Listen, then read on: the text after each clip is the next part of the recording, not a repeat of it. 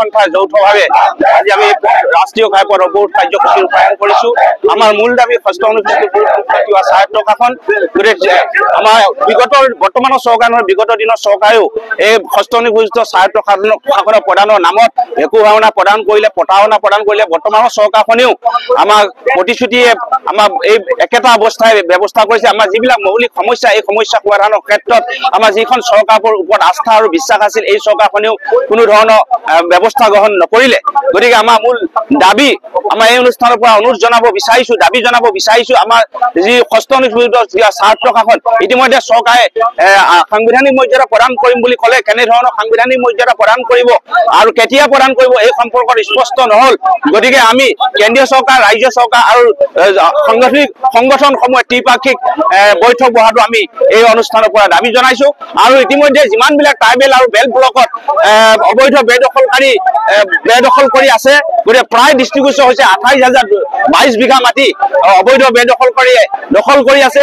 গতিকে এই যিবিলাক কচুতলিত যিবিলাক উচ্ছেদ হৈছিল, ঠিক তেনে লেখীয়াকৈ উচ্ছেদ কৰি এই অবৈধ বেদখল মুক্ত কৰিব লাগে।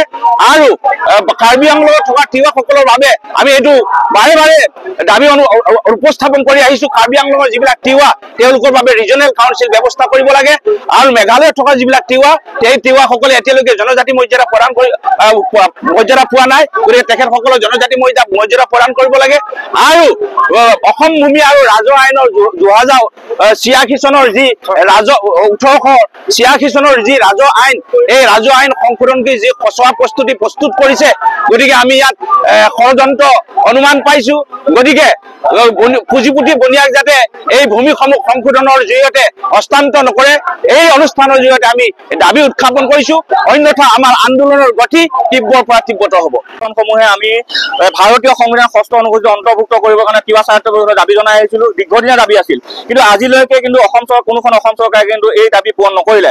গতিকে শেহতীয়াকৈ হিমন্ত বিশ্ব শৰ্মা ডাঙৰীয়াৰ নেতৃত্বত এখন কেবিনেট সমিতি গঠন কৰা হ'ল। এই কেবিনেট সমিতিয়ে কিন্তু আজিলৈকে প্ৰতিবেদন তেখেতসকলে ৰাভা, মিচিং, তিৱা স্বায়ত্ত পৰিষদক সাংবিধানিক মৰ্যাদা প্ৰদান কৰা হ'ব বুলি তেখেতসকলে কেবিনেট সিদ্ধান্ত গ্ৰহণ কৰিলে, কিন্তু আজিলৈকে কেন্দ্ৰীয় চৰকাৰে প্ৰেৰণ নকৰিলে। গতিকে অতি সোনকালে তেখেতসকলে কেন্দ্ৰীয় চৰকাৰলৈ প্ৰেৰণ কৰিবৰ কাৰণে আহ্বান জনাইছো, দাবী জনাইছো। তাৰ লগে লগে আমি অসম চৰকাৰ, কেন্দ্ৰীয় চৰকাৰ আৰু জাতীয় সংগঠনৰ ত্ৰিপাক্ষিক বৈঠক অনুষ্ঠিত কৰিবৰ কাৰণে দাবী জনাইছো। দ্বিতীয় কথাটো হৈছে কি, তিৱা স্বায়ত্ত পৰিষদৰ ভূমি অধিকাৰটো সাংবিধানিকভাৱে আছে, কিন্তু আজিলৈকে কিন্তু অসম চৰকাৰে ভূমি অধিকাৰ কিন্তু তিৱা স্বায়ত্ত পৰিষদক প্ৰদান কৰা নাই। গতিকে তিৱা স্বায়ত্ত পৰিষদৰ ভূমি অধিকাৰ প্ৰদান কৰিবৰ কাৰণে আমি দাবী জনাইছো। তৃতীয় কথাটো হৈছে কাৰ্বি আংলঙত বসবাস কৰা তিৱাসকলৰ আঞ্চলিক পৰিষদ গঠন কৰিবৰ কাৰণে আমি দাবী জনাই আছিলো। আৰু আজি আমি এই স্মাৰক পত্ৰৰ জৰিয়তে অসমৰ মাননীয় মুখ্যমন্ত্ৰী মহোদয়ক অতি সোনকালে কাৰ্বি আংলঙত বসবাস কৰা তিৱাসকলক আঞ্চলিক পৰিষদ গঠন কৰিবৰ কাৰণে দাবী জনাইছো। চতুৰ্থ কথাটো হৈছে কি, ট্ৰাইবেল বেল্ট ব্লকত অবৈধ বেদখল হৈ আছে। সিদিনা কচুতলি উচ্ছেদ কৰিলে, কিন্তু আজিও মৰিগাঁও জিলা 7টা ট্ৰাইবেল বেল্ট ব্লকত অবৈধ বেদখল হৈ আছে।